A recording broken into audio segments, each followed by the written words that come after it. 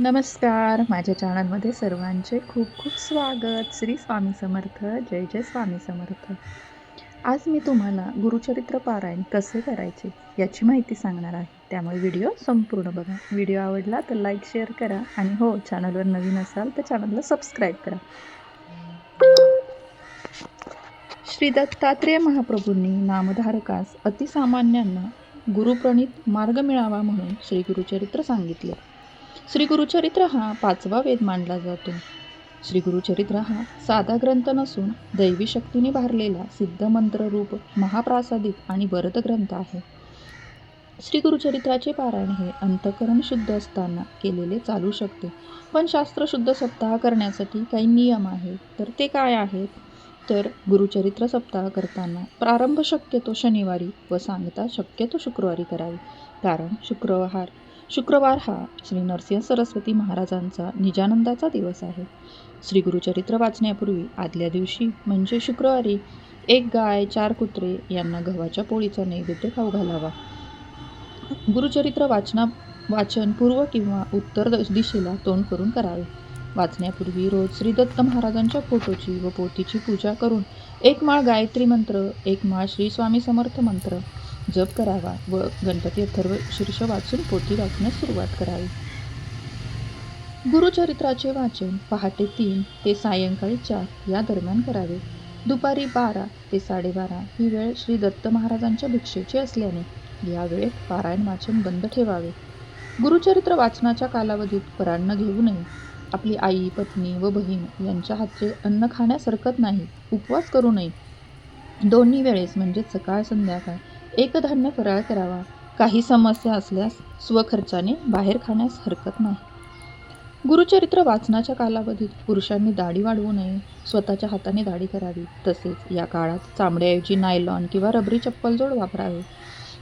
गुरुचरित्र वाचनाच्या कालावधीत ब्रह्मचर्याचे पालन करावे. गुरुचरित्र वाचताना मृतशौच असणाऱ्यांच्या घरी किंवा अंत्यविधीस जाऊ नये. स्वतःच्या कुटुंबात जर मृतशौच आले किंवा जननशौच आले तर अशा वेळेस श्री गुरुचरित्र पारायण दुसऱ्या कुणाकडून पूर्ण करून घ्यावे. अर्धवट सोडू नये. गुरुचरित्र वाचनाच्या कालावधीत मासिक पाळी विषयक अशौच सांभाळावे. वेळोवेळी गोमूत्र शिंपडावे. सप्ताह कालावधीत रोज सकाळी व संध्याकाळी गुरुचरित्राच्या पोथीस नैवेद्य दाखवून आरती करावी. रोज रात्री झोपण्यापूर्वी श्री विष्णू सहस्त्र नामस्तोत्र वाचावे. आता गुरुचरित्र वाचण्याची पद्धत काय आहे? 7 दिवसाची गुरुचरित्र वाचण्याची पद्धत. पहिल्या दिवशी 1 ते 9 अध्याय वाचावेत. दुसऱ्या दिवशी 10 ते 21, तिसऱ्या दिवशी 22 ते 29, चौथ्या दिवशी 30 ते 35, 5व्या दिवशी 36 ते 38, 6व्या दिवशी 39 ते 43 आणि 7व्या दिवशी 44 ते 53 अध्याय वाचावेत. गुरुचरित्र सप्ताह हा 7 दिवसाचे 1 पारायण या पद्धतीने करायचा असतो. परंतु 21 दिवसात 3 पारायण, 49 दिवसात 7 पारायण करायच्या देखील पद्धती आहेत. 7 दिवसाच्या सप्ताहाची 8व्या दिवशी सांगता करावी. सांगतेच्या दिवशी सकाळी 10:30 वाजता श्री दत्त महाराज, श्री कुलदेवता श्री स्वामी समर्थ महाराज व 1 श्री गुरुचरित्र ग्रंथाकरिता नैवेद्य मांडावे. ग्रंथाचा नैवेद्य गाईला खाऊ घालावा किंवा स्वतः खावा, मगच आपण भोजन करावे. गुरुचरित्र वाचनाच्या कालावधीमध्ये सुद्धा आपल्या नित्यसेवेत खंड पडू देऊ नये. गुरुचरित्र वैयक्तिक पारायण 7 दिवसांचे असावे. श्री गुरुचरित्राच्या निष्ठापूर्वक पारायणाने अनुभूतीपूर्वक साक्षात्कार होतो. हे या ग्रंथाचे मोठे वैशिष्ट्य आहे.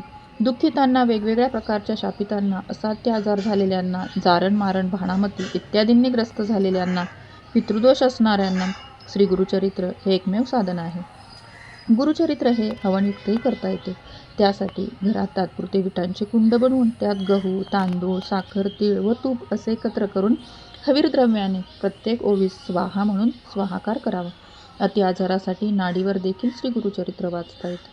तर ही होती गुरुचरित्र पारायणाची माहिती. तुम्हाला कशी वाटली माहिती नक्की मला कमेंटमध्ये सांगा. भेटूया पुन्हा अशाच नवीन माहितीसह. श्री स्वामी समर्थ. जय जय स्वामी समर्थ.